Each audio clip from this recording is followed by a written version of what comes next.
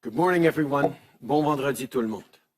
I'm happy to be joined today by Ministers Leblanc, Haidu, and Anand, as well as by Dr. Tam and Dr. New. First, let me begin by saying that it is with deep sadness this morning that we all learned of the passing of His Royal Highness the Duke of Edinburgh. Prince Philip was a man of service, motivated by a sense of duty to others. I know that through the Duke of Edinburgh's award, he helped empower millions of young people from all backgrounds, including here in Canada, to realize their greatest potential. And that's just one example of his many contributions. Prince Philip will be remembered as a champion for young people, a decorated naval officer, a dedicated philanthropist, and a constant in the life of Queen Elizabeth II. Le Prince Philippe était un époux, un père, un grand-père et un arrière-grand-père bien-aimé. Les pensées et les pensées de tous les Canadiens accompagnent la reine Élisabeth II et tous les membres de la famille royale. La hausse des cas de COVID-19 continue d'être inquiétante. Dans plusieurs endroits au pays, des mesures plus strictes sont nécessaires pour freiner la propagation du virus. Mercredi, lors de notre 29e rencontre des premiers ministres des provinces et des territoires, j'ai répété aux premiers ministres qu'ils peuvent compter sur le soutien continu du gouvernement fédéral. On est là pour tous les Canadiens. Si vous en avez besoin, il y a plusieurs programmes en place pour vous aider. Si, par exemple, vous devez manquer du travail parce qu'un de vos jeunes enfants est malade ou que son école est fermée, vous pourriez être éligible à la prestation canadienne de la relance économique pour proches aidants. Si vous êtes incapable de travailler parce que vous êtes malade ou que vous devez vous isoler en raison de la COVID-19, vous pourriez être éligible à la prestation canadienne de maladie pour la relance économique. Ces programmes peuvent vous fournir de l'aide financière, que vous soyez salarié ou travailleur indépendant. Alors, à toutes les mères et les pères de famille qui travaillent fort et aux autres personnes qui ont besoin de soutien, n'hésitez pas d'aller sur le site canada.ca/coronavirus pour avoir toute l'information sur nos différents programmes. Il faut faire tout ce qu'on peut pour combattre cette troisième vague. Chaque effort compte, chaque effort peut sauver des vies. Right now, we're seeing more and more young people being admitted to hospital with COVID-19. So too, young people. There are more contagious and more serious variants out there. Even if you're younger, you can get sick very, very quickly. Or you can give the virus to someone you love who can get very sick. I know you've already done so much and sacrificed so much, but we just need you to hang in there a little bit longer. And to people of every age, we still need your help. Together, we're going to get through this. Our path out of this pandemic is vaccines. So that's my number one focus. Vaccine delivery and rollout is something I talked about with the premiers on Wednesday. So far, we've delivered more than 10.5 million doses to the provinces and territories. And I know that they're working to get these shots into the arms of Canadians as fast as possible. This is a true team effort, especially now that we're in the ramp-up phase of the vaccine rollout. Every day, more grandparents and parents are sharing their vaccine selfies on family group chats. Every day, more Canadians are safer. Vaccines are saving lives. And that's why we're doing everything we can to get more and more doses to the front lines. Until the end of May, we're scheduled to receive 1 million doses a week of the Pfizer vaccine. In June, we'll have almost 2 million doses a week delivered from Pfizer alone. For Moderna, we'll be receiving 2 million doses in April and almost 3 million in May. And we're anticipating to receive over 7 million in June.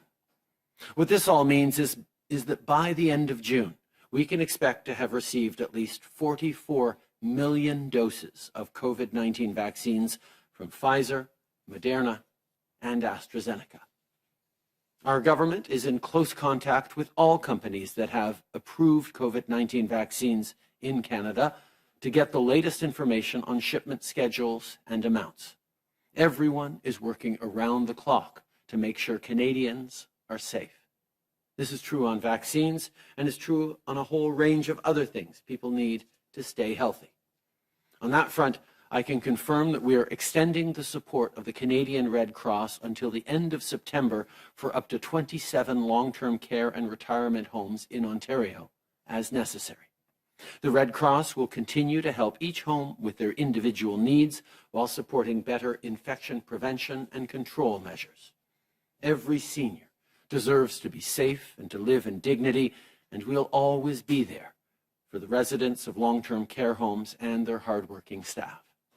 To all of the Canadian Red Cross employees and volunteers, and to everyone at the Government Operations Centre who helps coordinate these deployments, thank you. You are doing incredible work. On espère tous que la pandémie sera bientôt derrière nous. We all hope that the pandemic will be behind us soon. Que 303 000 emplois se sont ajoutés à l'économie canadienne pendant le mois de mars, ce qui comprend des emplois à temps plein et à temps partiel. Le taux de chômage est tombé à son plus bas depuis février de l'année passée. C'est une nouvelle encourageante, mais il reste encore beaucoup de travail à faire. On sait que plusieurs personnes sont encore sans emploi ou ont des heures réduites, d'autant plus que de nouvelles restrictions sont mises en place à travers le pays. We will continue to be there for families, workers, and small businesses. For those who need support, we've created the Canada Recovery Benefit, and we've strengthened employment insurance.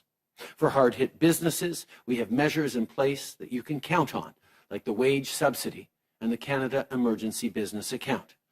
Of course, there's also the Canada Emergency Rent Subsidy that can help your business or organization directly, including with additional supports if you're affected by lockdowns. As I've said from the start, we'll be here with the support you need. On that note, on April 19th, we will present our 2021 budget. We'll continue to focus on our plan to keep Canadians safe and healthy. We'll also share more about our plan to create good middle-class jobs so we can rebuild an economy that works for everyone. The pandemic has highlighted and worsened far too many gaps in our society. That's something we'll keep working on to address. And as we do, we'll continue to stand up for what matters to Canadians, whether that's finding a good, well-paying job, staying healthy, or having our kids breathe clean air. These are your priorities, so they're our priorities too, and they're priorities on which we will continue to deliver. As we've seen over the past year, it's vital that we all work together to get through this crisis. So that's why I'll be inviting all party leaders to meet individually with me to discuss the upcoming budget early next week. Avant de terminer, je veux encore remercier tout le monde qui fait des efforts pour aider à lutter contre la pandémie, que ce soit les travailleurs de la santé qui sont fatigués et qui s'inquiètent de leurs patients, les travailleurs essentiels qui sont toujours au poste malgré les risques d'attraper le virus, ou tous les gens à la maison qui font attention et qui respectent les consignes de santé publique. Merci. Et on ne lâche pas. Il y a de plus en plus de gens vaccinés. Et ensemble, on va passer à travers. Merci. Je passe maintenant la parole à la docteure Teresa.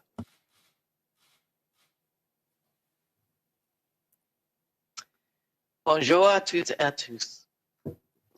Today, we'll provide an update on current numbers and trends, as well as developments on the vaccine front. The race between vaccines and variants is at a critical point.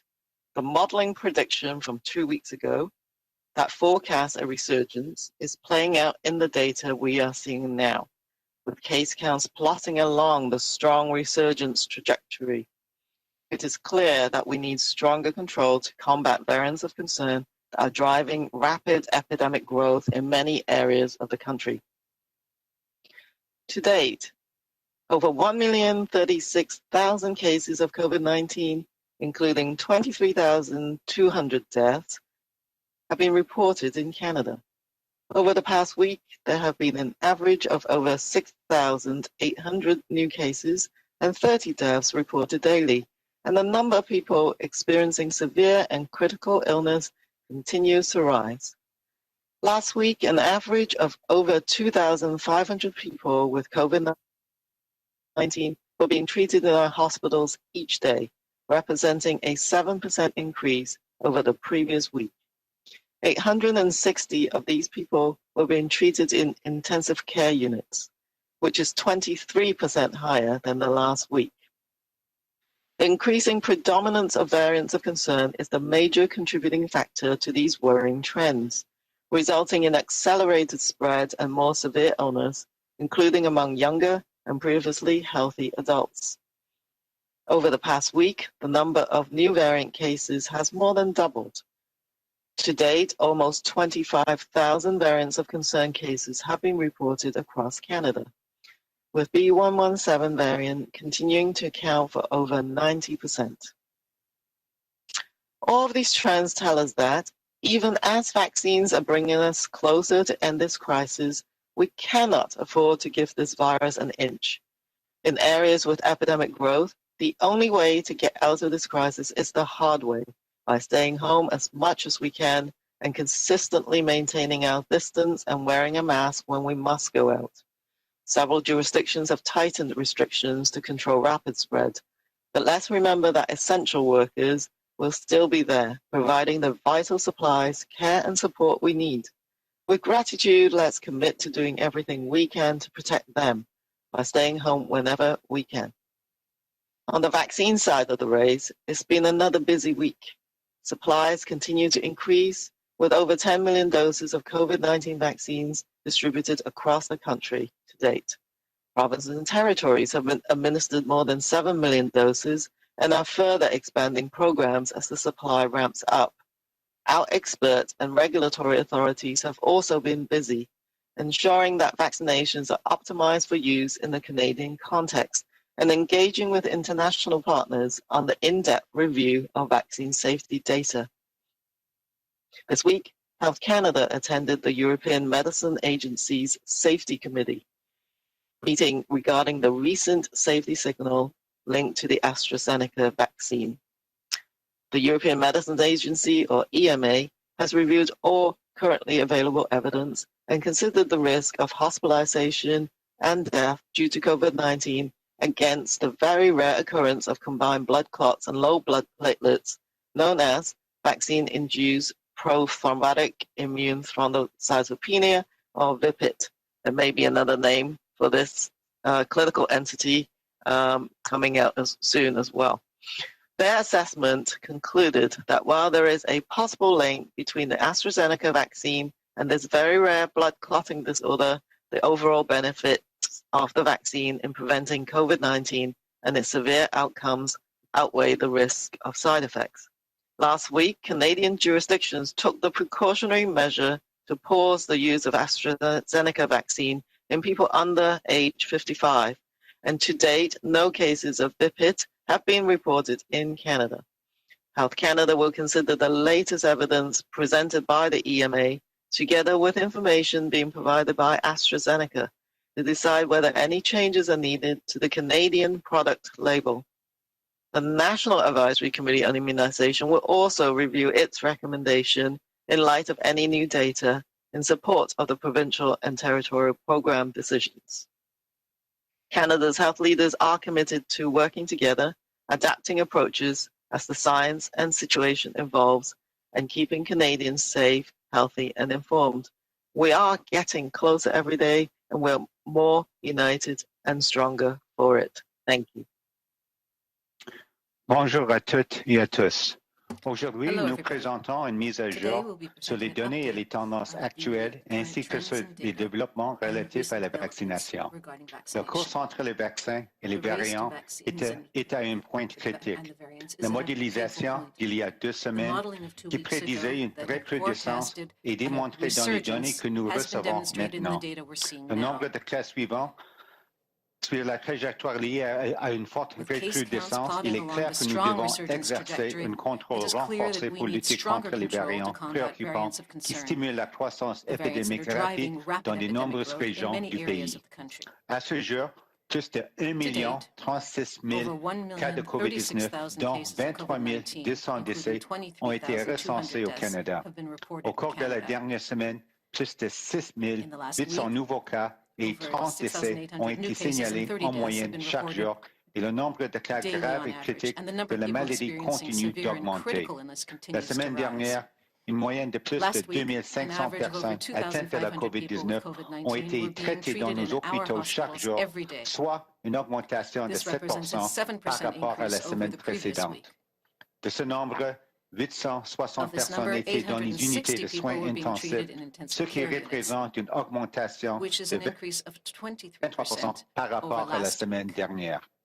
La prédominance grandissante des variants préoccupants constitue le principal facteur qui favorise ces tendances inquiétantes, ce qui cause une vitesse de propagation rapide et des cas plus graves de la maladie, y compris chez les jeunes adultes auparavant en santé. Au cours de la dernière semaine, le nombre de cas de nouveaux variants a plus que doublé. À ce jour, presque 25 000 cas de variants préoccupants ont été signalés au Canada, le variant B117 continuant d'être responsable de plus de 90% des cas. Toutes ces tendances nous indiquent que même si la vaccination nous rapproche de la fin de cette crise, nous ne pouvons pas nous promettre de laisser rien passer. Dans les régions où l'épidémie va en augmentant, la seule façon de sortir de cette crise devra se faire en appliquant des mesures rigoureuses, en restant à la maison le plus possible, en maintenant constamment nos distances et en portant un masque lorsque nous devons sortir. Plusieurs administrations ont renforcé leurs restrictions pour contrôler la propagation rapide. Mais rappelons-nous que les travailleurs essentiels seront toujours là pour fournir les biens essentiels, les soins et le soutien dont nous avons besoin. Démontrons notre gratitude, engageons-nous à faire tout ce que nous pouvons pour les protéger en restant à la maison le plus possible. Sur le plan de la course avec les vaccins, la semaine a encore été occupée. Les stocks continuent d'augmenter avec plus de 10 millions de doses de vaccins contre la COVID-19 qui ont été distribuées partout au pays à ce jour. Les provinces et les territoires ont administré plus de 7 millions de doses et continuent d'exécuter des programmes de vaccination à mesure que nous sommes approvisionnés. Nos experts et les autorités réglementaires ont également été occupés. Ils se sont assurés que les campagnes de vaccination soient optimisées dans le contexte canadien et se sont mobilisés avec les partenaires internationaux pour effectuer un examen approfondi des données probantes sur l'innocuité des vaccins. Cette semaine, Santé Canada a participé à la rencontre du comité sur l'innocuité de l'Agence européenne des médicaments, ou AEM, concernant le récent avis lancé contre la sécurité des vaccins d'AstraZeneca. Le AEM a examiné toutes les données probantes actuellement disponibles et a étudié le risque d'hospitalisation et de décès découlant de la COVID-19 et de l'occurrence très rare des caillots sanguins et de faible nombre de plaquettes, phénomène connu sous le nom de thrombocytopénie immunitaire prothrombotique induite par un vaccin, ou TPIV. Cet organisme a conclu que, malgré qu'il existe un lien entre le vaccin d'AstraZeneca et se trouble très rare des caillots sanguins, les avantages généraux du vaccin pour prévenir la COVID-19 et ses graves complications l'emportent sur les risques d'effets secondaires.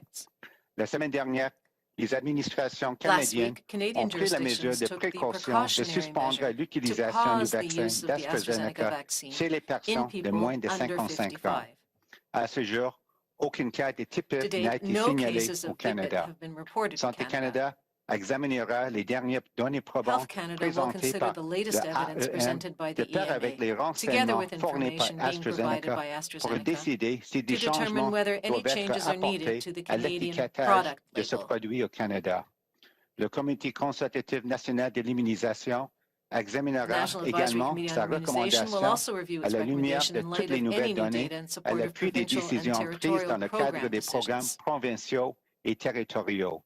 Les chefs de file en santé du Canada sont résolus à travailler ensemble, adaptant des approches et mesures que la science et la situation évoluent, et à maintenir les Canadiens en sécurité, en santé et informés. Nous nous rapprochons du but, mais chaque jour, et nous sommes plus unis et plus forts à cette fin. Merci. Thank you. Thank you, doctors. We'll now go to questions from media. We'll start on the phone. Over to you, operator. Thank you. Please press star one at this time if you have a question. Veuillez appuyer sur l'étoile 1 maintenant pour poser une question. Press star one now if you have a question. Our first question is from Anna Thibodeau from CBC National News. Please go ahead. À vous la parole. Good morning. Thank you for taking our questions. Prime Minister, clearly some provinces are struggling to respond to rising infections, hospitalizations, even deaths, and we know you've offered to help the provinces if they ask for it. But I think as Canadians sit at home and see these record-rising numbers in places like BC, Quebec, and Ontario, they might be saying, is it not time that you tell the provinces you're stepping in?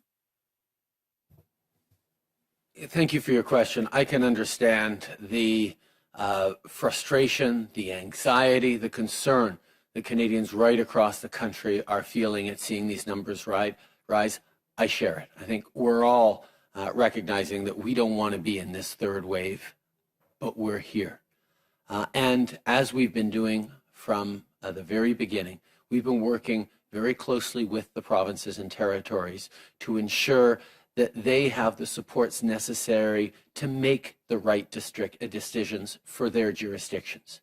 The caseload and the trajectory isn't the same right across the country. And what we've done as a federal government is stepped up so anywhere across the country, if there is a shutdown, if public health orders require people to stay home and they can't go to work, if small businesses are affected, our federal supports are there.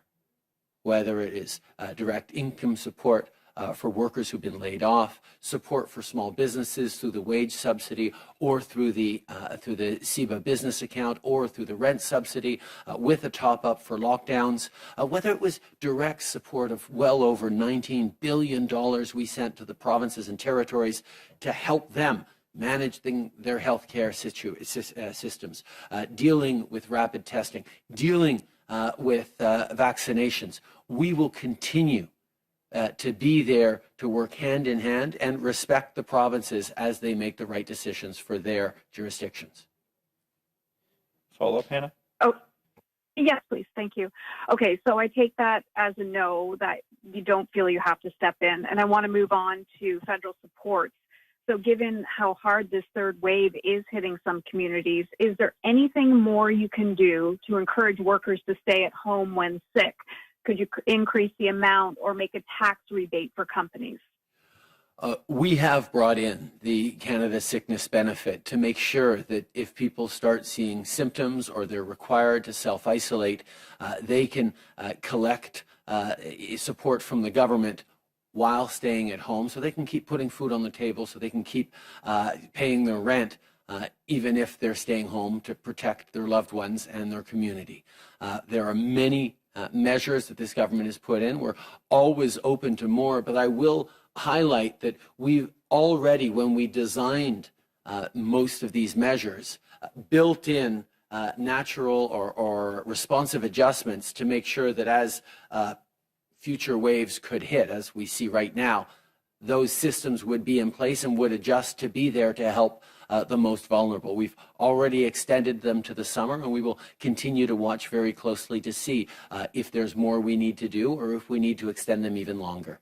We made a promise to Canadians that we'd have their backs. That's exactly what we're going to do for as long as it takes, with as much as it takes. Thank you. Next question, operator. Thank you.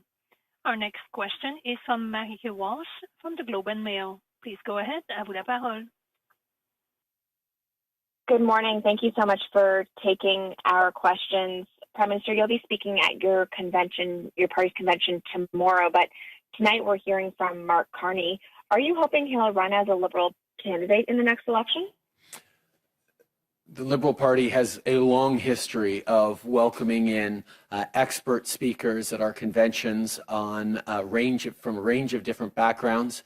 We're very pleased to have someone of the stature of Mark Carney, who's been working very, very hard on, among other things, the intersection between the global economy and the fight against climate change.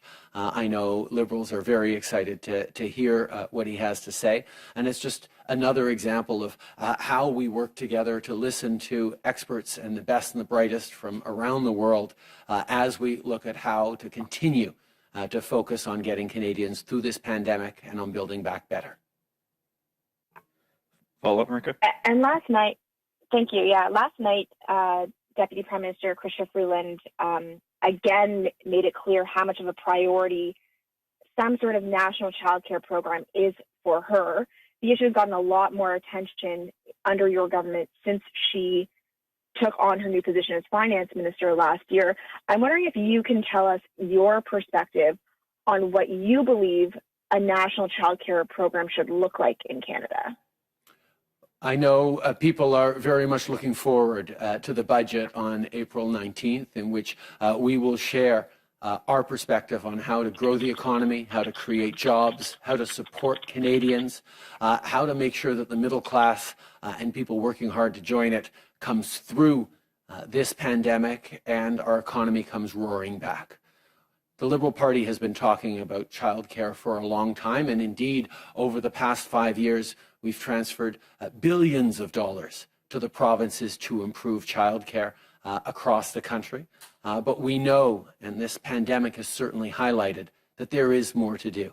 What we're seeing is that people have finally understood what the Liberal Party has long known, that childcare is not simply a social argument or a social program. It's fundamentally an economic program, getting more women into the workforce, allowing families to not have to make impossible choices between having another child or staying in the workforce. These are things that are good for the economy, and the business community right across the country has spoken up clearly and strongly in support of something that families and indeed women across this country have known for a long time.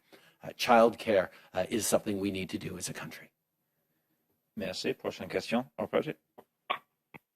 Thank you. Notre prochaine question nous vient de Geneviève Normand de Radio-Canada. À vous la parole. Geneviève Normand from Radio-Canada. Go ahead. Oui, bonjour. Je vous lance ma question à tous les deux, M. Leblanc et M. Trudeau. Êtes-vous capable de penser à un souvenir avec le prince Philippe? Do you have any memory of Prince Philip? And Could you say more about any links that you, Canada, have with the Queen's consort in recent years or decades? Certainement, c'est avec une grande tristesse qu'on a appris de la mort du prince Philippe. C'est quelqu'un que j'ai connu toute ma vie. He's somebody that I've known my whole life. The first times I met him, un jeune enfant I was a ici à little child here in Ottawa. Mes meilleurs souvenirs sont des conversations que j'ai eues depuis plusieurs années, notamment lors de la rencontre du Commonwealth à Malte, dans mes premiers mois en tant que Premier ministre. C'est un homme fascinant qui a toujours été dévoué au service et à la reine. Et nous le regrettons profondément avec son passage. We are very, very sorry to hear of his death. I have known, had the privilege of knowing Prince Philip almost my entire life. The first times I met him, I was just a kid here in Ottawa many years ago. But obviously, over the past few years, I've had the opportunity to have a few more conversations with him. And it is a tremendous personal as well as public sorrow that we all share at his passing. In Malta a few years ago, actually a few months after becoming Prime Minister for the first time, I was able to have a number of wonderful conversations with him, and he is going to be sorely missed, not just by his family, but obviously by all of us. Dominic? Merci, Monsieur le Premier ministre. Moi aussi, je partage la tristesse de tous les Canadiens quand on a appris ce matin le décès de Son Altesse Royale. Le Premier ministre a bien souligné le service incroyable qu'il a rendu depuis de nombreuses années, de nombreuses décennies. Évidemment, son dévouement à Sa Majesté aussi a touché, je pense, des millions de personnes à travers le monde. Moi, j'ai un souvenir d'avoir passé une soirée informelle, c'était littéralement un barbecue, la fête du Canada. J'essaie de me rappeler si c'était en 1997 ou 18, Sa Majesté et le Prince étaient à Ottawa, et mon père était alors gouverneur général, et il y avait une soirée libre. And Sa there was Majesté a avait free suggéré evening, un barbecue and Her Majesty informel, suggested an juste informal deux barbecue, tables de 8 just personnes, 2 et j'ai eu la tables of chance 8 d'être à la people, table and it was my avec good le fortune Prince to be Philippe, seated with et Prince comme le Philip. Premier ministre, j'étais touché As the par Prime ses Minister connaissances du I Canada was touched by et his la knowledge façon of qu'il Canada parlait du and the way service that des he jeunes talked about personnes the et comment il service avait of young dévoué people tellement de temps and à how cette he had cause-là. devoted so much time to this cause. And in English, please.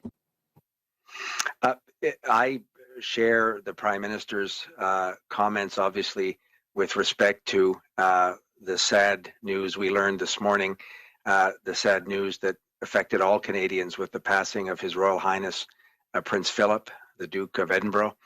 I, like the Prime Minister, have a particular memory of having spoken with him 25 years ago, probably, at an informal barbecue that Her Majesty had suggested be organized at Rideau Hall when they were in Ottawa for Canada Day. They had a free evening, and Her Majesty suggested that perhaps a summer barbecue. There were only 2 tables of 8 people at the dinner, and I had the chance to sit at Prince Philip's table and remember fondly his knowledge of Canada, his interest in Canadians and in Canada, but the passion with which he spoke about his service to young people. That is a memory I will always cherish. Yes, Sophie. Xavier.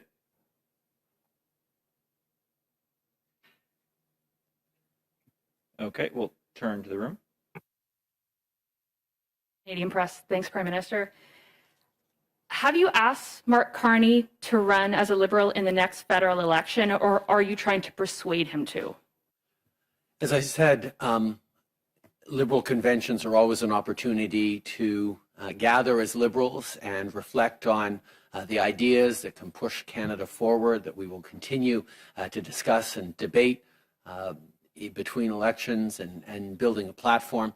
One of the things that we've always done is brought in strong voices who contribute to our reflections, sometimes partisan, sometimes independent, but always they feed the discussions that we have, and I'm very pleased someone with the expertise, particularly in the combination of economy and environment that work together, that is something that the Liberal Party has always stood for, and I look forward to seeing Mark's speech tonight.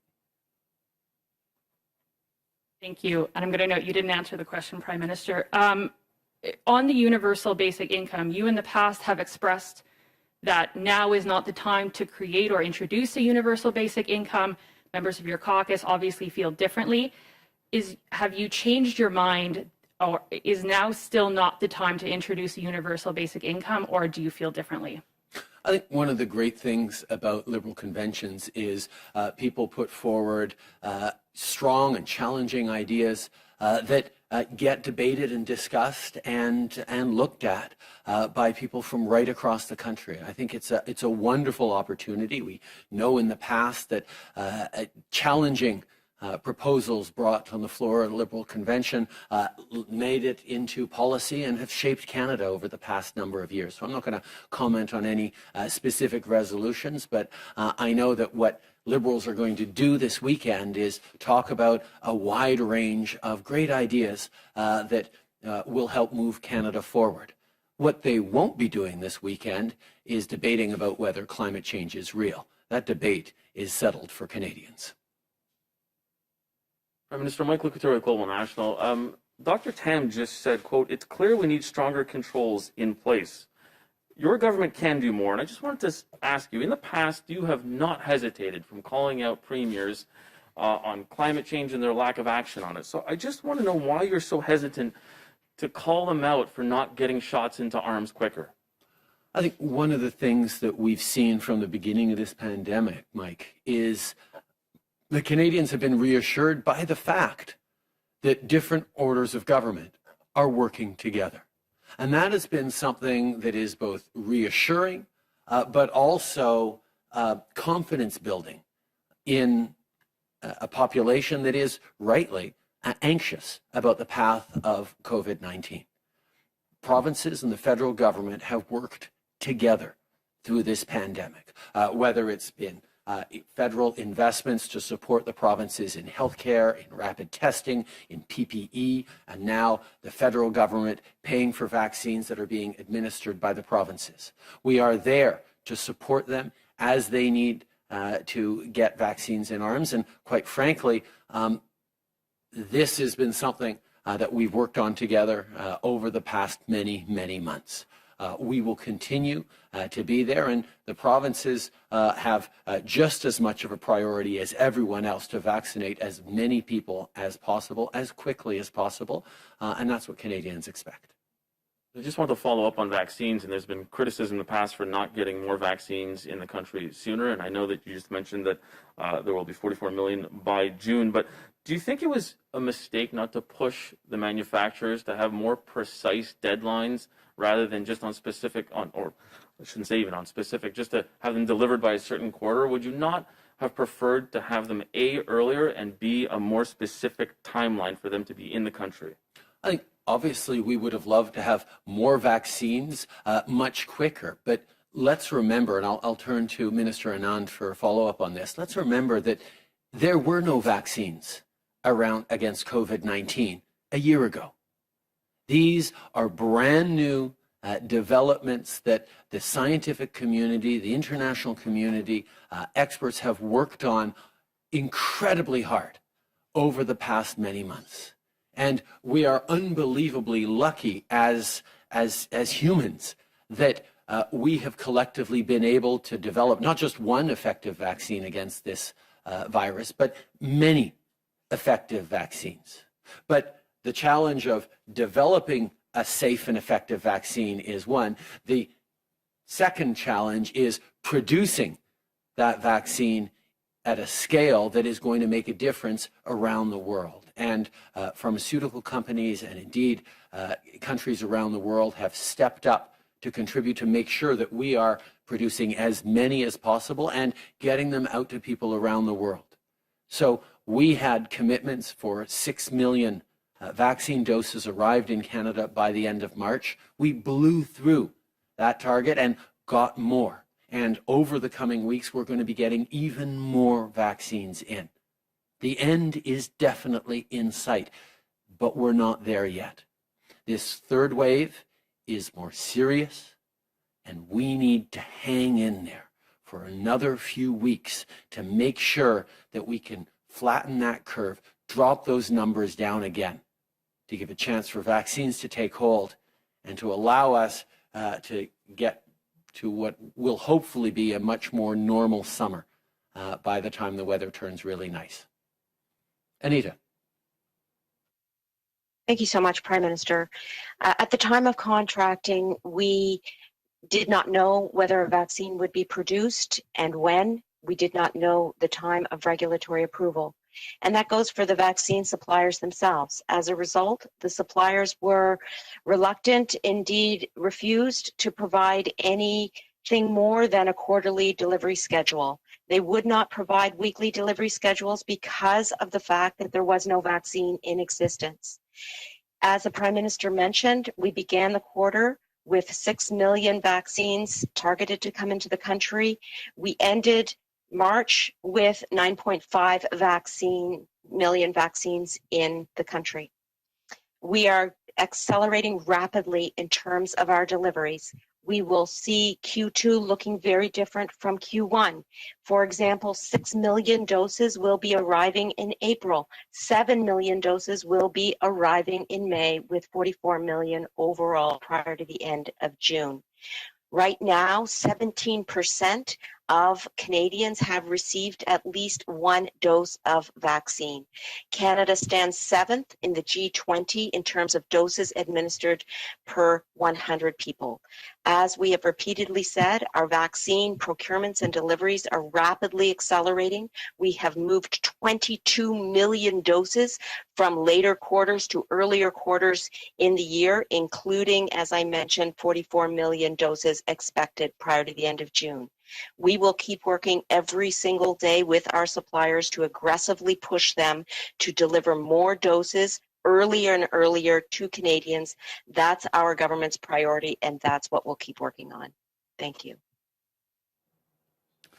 Thanks, Prime Minister. Kristen Ashkate, CTV National News. This question is for you, but also Minister Anand. Dr. Fauci has said that even if AstraZeneca gets approved, there is no plan to use the vaccine in the U.S. The Americans will soon have 90 million doses of AstraZeneca made and sitting unused in storage, but Canada has only received 1.5 million AstraZeneca doses from the U.S. Why haven't you been able to get more of those unused doses into Canada? We continue our discussions with the American administration on getting more doses into Canada. We understand that they made the decision around vaccinating Americans first, particularly under the previous administration, but that continues under this one. We will keep working with them and ensure that we get more doses as soon as we can. I might just add to the Prime Minister's comments that we, in our contracting, were deliberate in terms of ensuring that we could pull vaccine from many geographical locations in the world, the United States included. But at the current time, please note that we are pulling vaccine from Europe, from India, from South Korea, and from the United States. AstraZeneca in particular is one vaccine that we are ensuring we have a diversified source of supply from multiple locations. In terms of continuing to bring supply in from the United States, let's just remember that it's as a result of our contract for 20 million doses of AstraZeneca to be produced in the United States that we were able to do the exchange agreement with the United States so that when we have that 1.5 million doses in the country, which arrived last week, we will then return 1.5 million back to the United States. That's a very good model for additional deliveries into Canada. We are continuing to discuss this possibility with the U.S. administration, including through the excellent work of our ambassador, Kirsten Hillman. Thank you. And thank you. And this next question is for Dr. Tam or Dr. New. The European Medicines Agency has said they've started a probe into the Johnson & Johnson vaccine due to reports of the same blood clotting issues that have impacted AstraZeneca. What info does Health Canada have about this right now? This is Teresa Tam.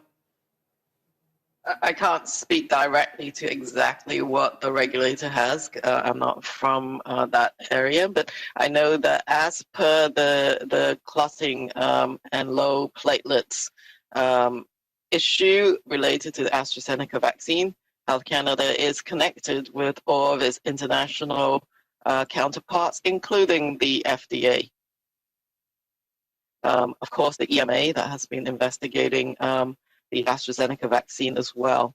It was always an area of increased vigilance and further inquiries because, as you may already have appreciated, the J&J vaccine of Janssen is the same type of vaccine, the viral vector vaccine, as the AstraZeneca vaccine.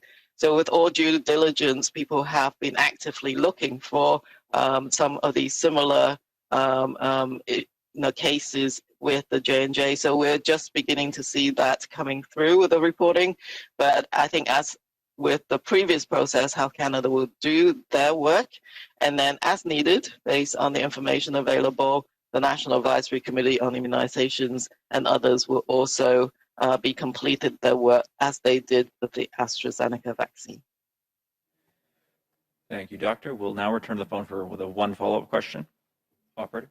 Thank you. We have a question. Notre prochaine question est de Geneviève Normand de Radio-Canada. À vous la parole. Geneviève Normand, Radio-Canada, go ahead. Oui, merci de prendre ma question. Thank you for taking my follow-up question. It's about the convention that's coming up. Several resolutions are going to be debated at the convention, and they are quite a bit similar to those that are no longer the NDP. For example, guaranteed minimum income, guaranteed universal basic income. How can you be sure that you really have the best electoral process? Well, our priority now, as a government, as a Liberal Party, is to ensure that we are protecting Canadians from the coronavirus, and we are building back better. Obviously, Liberal activists will be discussing all kinds of different issues so as to improve and contribute and help Canadians to build a better future. That's what we always do in parties' conventions, and I'm looking forward to hearing the deliberations and seeing how these will influence our vision for a better future for Canadians, for the middle class, for people who are working so hard to join. But in all of our conversations this weekend on all kinds of subjects, I can assure you of one thing. There will be no debate about whether climate change is real or not, because for the Liberals, this issue is clear. Thank you. That concludes the time the Prime Minister has for questions. The doctors and the ministers will be around for a little bit longer, and we'll start on the phone once the Prime Minister has left the room.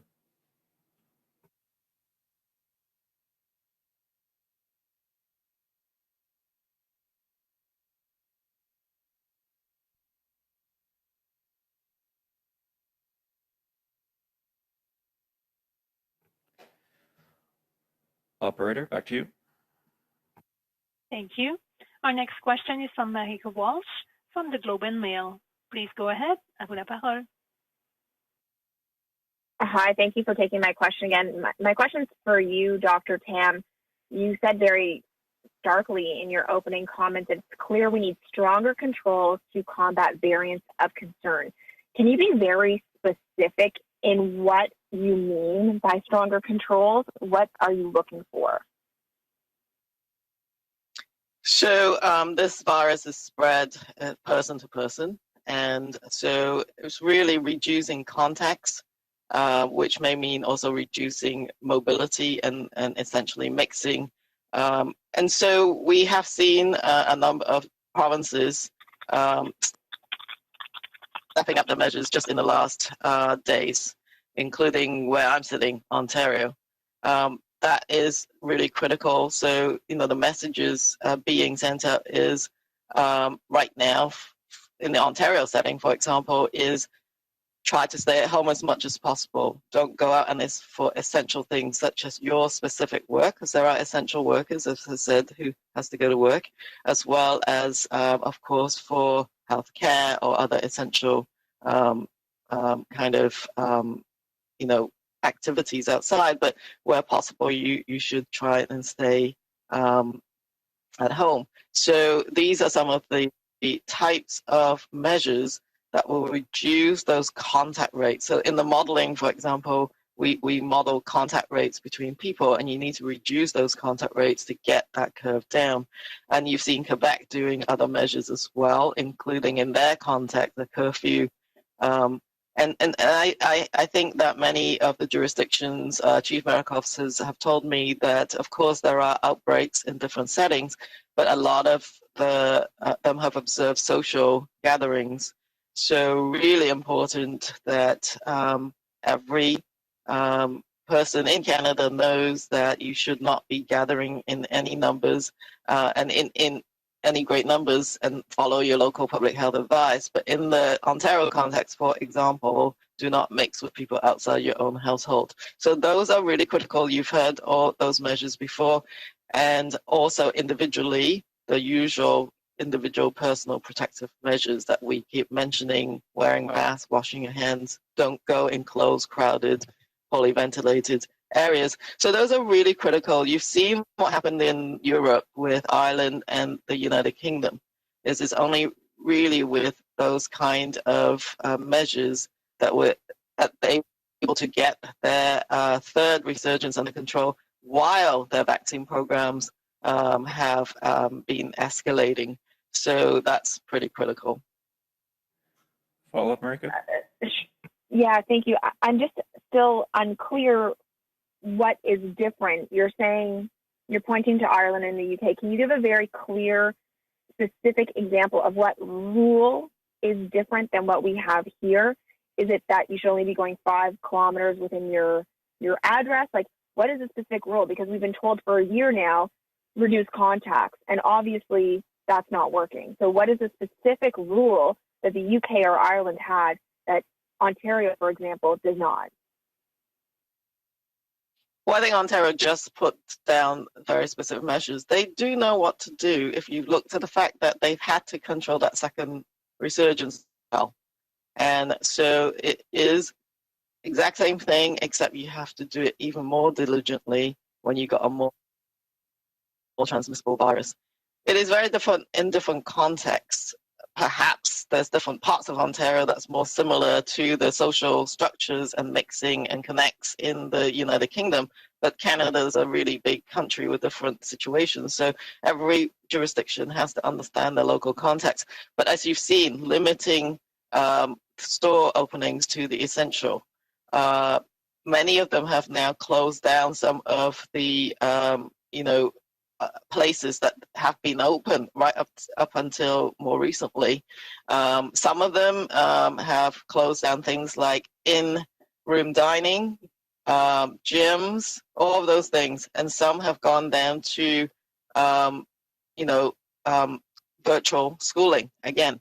So we know all of those things just simply reduce the amount of contact people have with each other, and provinces have to look at what works for their own context. But ultimately, in the end, though, you have to have the collaboration of your public and the trust. And so I think that is actually really tricky to do at this time that people are kind of exhausted. But we do have the vaccine, so I think provinces are also trying to roll these out, and they've been adjusting their strategies as we speak in order to, some of them are targeting areas you've seen in Ontario, areas where there's more heightened risk in cases. So all of those measures are being put to bear, but it is very similar to what they did before, but you've just got to do it with less room for error. Thank you, Doctor. We'll take one more call on the line. Operator. Thank you. Our next question is from Anna Thibodeau from CBC National News. Please go ahead. Hi, thanks again for taking another question. This is for Minister Anand. I'd like to ask, I know you were saying earlier that there was supposed to be an update on the J&J vaccine this week. Is there anything you can update us on that? Thanks so much for the question, Hannah. I have been speaking regularly with J&J, including this week and over the last number of weeks. As you may know, we are one of only 9 countries that J&J has a contract with, and at the current time, the only country being served with J&J vaccines is the United States. Production of the J&J vaccine for Canada will occur in a number of locations, including in Europe and the US, and we will have a delivery schedule hopefully next week, with deliveries beginning at the end of April, as I have previously mentioned. Thank you. Thank you. My follow-up question is a question for Minister LeBlanc, if that's possible. Minister LeBlanc, you've been working with the provinces quite frequently. Canadians are sitting at home, and I see it consistently, people frustrated that the vaccines aren't getting out there fast enough. Would you say, so from provinces like Ontario in particular, they've said they haven't had a consistent, secure supply to get out there, but not only Ontario, Nova Scotia, Manitoba, and BC have said that, but also you hear from your government there are about 20 to 30% that aren't being put into arms. what would you say is the biggest problem about getting vaccines out there right now between those two things? Well, so Hannah, I think Canadians properly expect governments to work together collaboratively on something as important as procuring and then ultimately delivering vaccines into the arms of Canadians. Our government, as Anita described, I think has done a terrific job in procuring as many different vaccines from a diverse group of suppliers as quickly as possible. And we've had the lucky problem of having more vaccines arrive more quickly than we may have initially expected in February or in March. That's good news. So the provinces have also been able to ramp up in different models in different jurisdictions across the country. I spoke to Premier Ford, for example, last night about the Ontario vaccine rollout campaign and said that, as always, the Government of Canada is ready to help and do what we can. But we're confident, Hannah, we're very confident that all the provinces and territories will effectively and efficiently administer vaccines to the priority populations that they determine in the way they follow their public health advice. So we're going to continue to be collaborative and continue to work with provinces and territories. That's what Canadians expect us to do. And we think that over the coming weeks, Canadians will see in every jurisdiction across the country a very effective vaccine rollout. Thank you. And we'll return to the room for a few more questions. Mike. Couture with Global National. This is for either Dr. Tam and or Dr. New. You mentioned it, Dr. Tam, we've had a long year. You've had a long year with pleading with people to follow public health guidelines. How worried are you right now about the trajectory that Canada is on? So right now, as I've mentioned at the beginning of my remarks, we put out different modeling, and of course, some of it looked, quite alarming when you look at those curves. And unfortunately, we're following that sort of trajectory, the one that we didn't really want to follow, with a sort of rapid acceleration of cases. But all I can say is, of course, that again reflects what happened a couple of weeks back. Many of my colleagues are of course, worried about what happened at the Easter long weekend. So all of that will be playing out. But we can do something about it now. Even countries, as I said, like the UK or Ireland, that had a massive spike. As soon as you put on those brakes, and many provinces are now doing, you should see that come into effect. And they do work, and they worked in Israel and other places as well while the vaccination programs are rolling out. So I think that, yes, we are concerned. We've seen the B117 variant essentially replacing the pre-existing viruses very efficiently in many parts of the country, and that is, a virus that spreads easily, as well as the other two variants as well, much less so, as I said, 90% B117. So we've seen what it can do in the United Kingdom. So those same measures, we just talked about them, absolutely works, but people need to be able to follow them while the vaccine absolutely brings us hope. These vaccines are remarkable in so many ways. So when I saw the cases going up, what is really important is that we're still seeing the reduction in the over 80-year-olds, although some of that plateaued, but the long-term cares have been, seniors there have been protected. So I think it's absolutely reminding people that people at all ages, while you're younger, you have less risk of severe outcome. But right now, what is of concern is actually, to me, is the ICUs filling up, not just hospitalizations. There's an absolute limit to ICU capacity, not necessarily because of equipment, but because of people, health workers and technologists and other support to those ICU teams. That you cannot grow those things rapidly. So I think the concern really is those kind of indicators. Dr. New, maybe I can add some personal reflections as well. I think to your question about people being tired and so on, I can't speak for Dr. Tam, but I'm tired. I think we're all tired. You know, it's been a long year. You know, we're now in the third wave, and now with the variants, you know, spreading as well, and ICUs filling up in many parts of the country. It's quite concerning. So I think. We're looking for hope, and I think maybe I'll just expand on my comments. I think I made yesterday at a technical briefing. You know, vaccines offer hope, and I think we shouldn't lose sight of that. But the part about you know, once you get vaccinated, then hey, you're out of the woods. I think we in Canada we have a collective approach. And I think we all get it that, you know, none of us are protected, that all of us are protected. So as we ramp up our vaccination, it's still important that, you know, as we get to this certain vaccine coverage that hopefully will then allow us to do more and more activities, that we need to maintain the public health measures. I know we sound like a broken record with, you know, repeating the mantra of the hand washing, the physical distancing, and the use of masks and so on. But that's so important, especially now with the third wave upon us.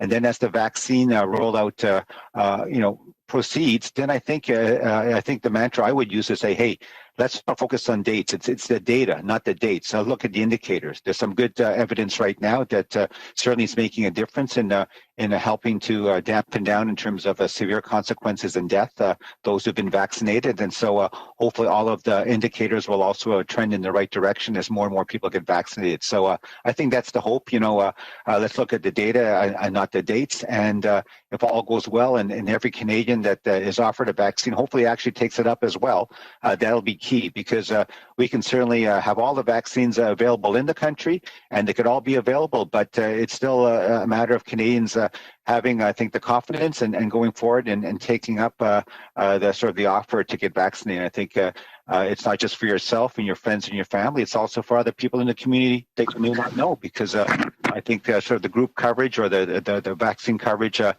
a community level is so important for all of us, so that we can get back, as they say, as much as possible to the lives we knew before. So thank you. And maybe I can just jump in. It's Patty. Hi, I do want to just say that controlling the virus is actually critical to our provincial, our local, our national economies.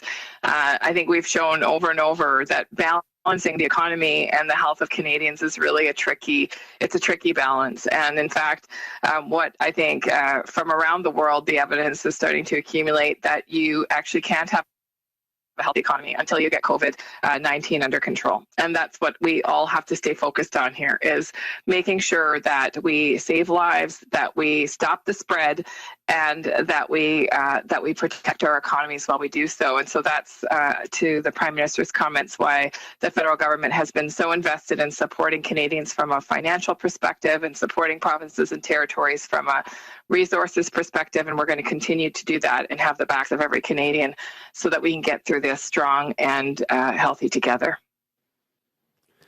Christinashkate, CTV News for Dr. Tam. The UK is projected to get herd immunity on Monday with 70% of the population either vaccinated or previously infected. What is the number of Canadians who need to be vaccinated for Canada to reach herd immunity? Well, I certainly look towards UK data with great interest.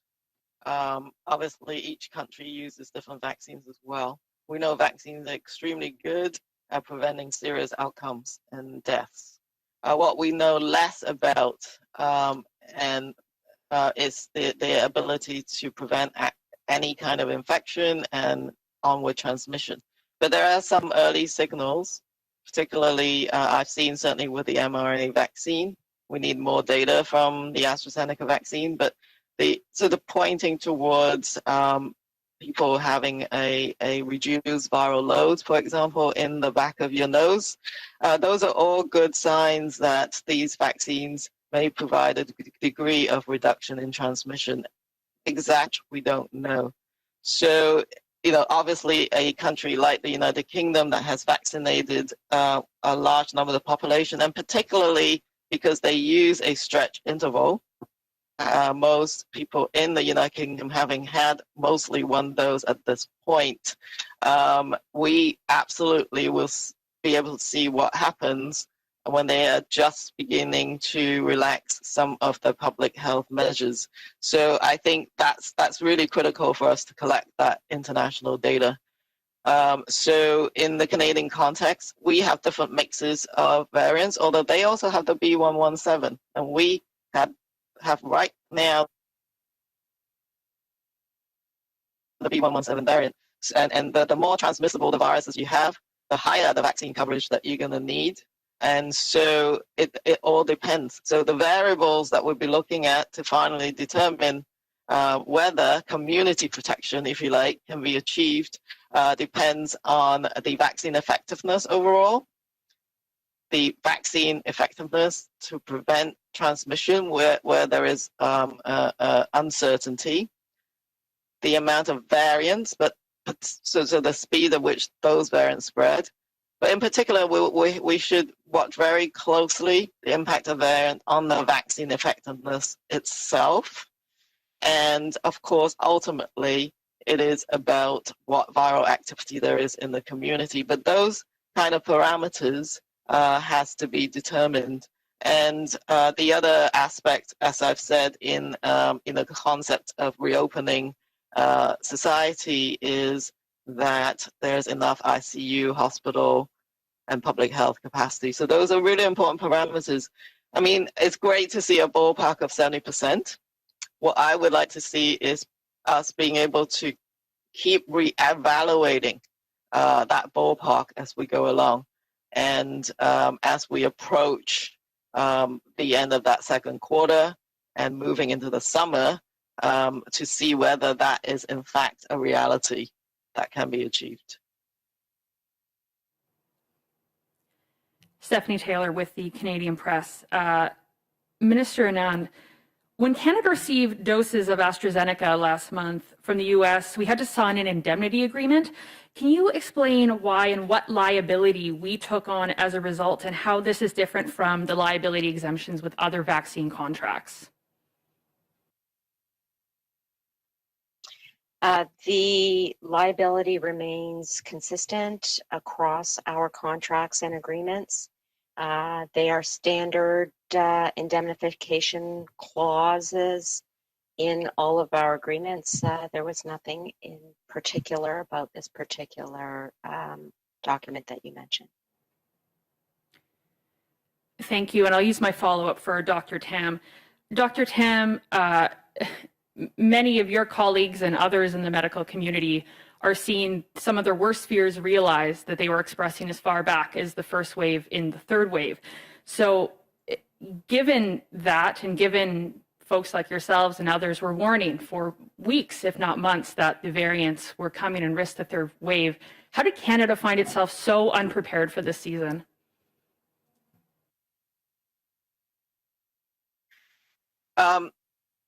Obviously, the individual public health measures are done locally and provincially, but all I can say is it's not too late. You know, you can keep looking back, but right now, put the brakes on, get this curve under control, and get the vaccines up and running. I mean, before in the preceding waves, we didn't have the vaccine, but don't leave it. Don't be complacent just because we have vaccines. The vaccines are not going to be able to help with a sort of flattening that curve this immediately. You know, we're making progress, but not enough Canadians have been vaccinated, and most of them have only had one dose. So we've got a long ways to go in the vaccine program. So don't squander that opportunity and just put on the brakes now. It will work. It's just you gotta be really stringent and leave less room for error, as I've said.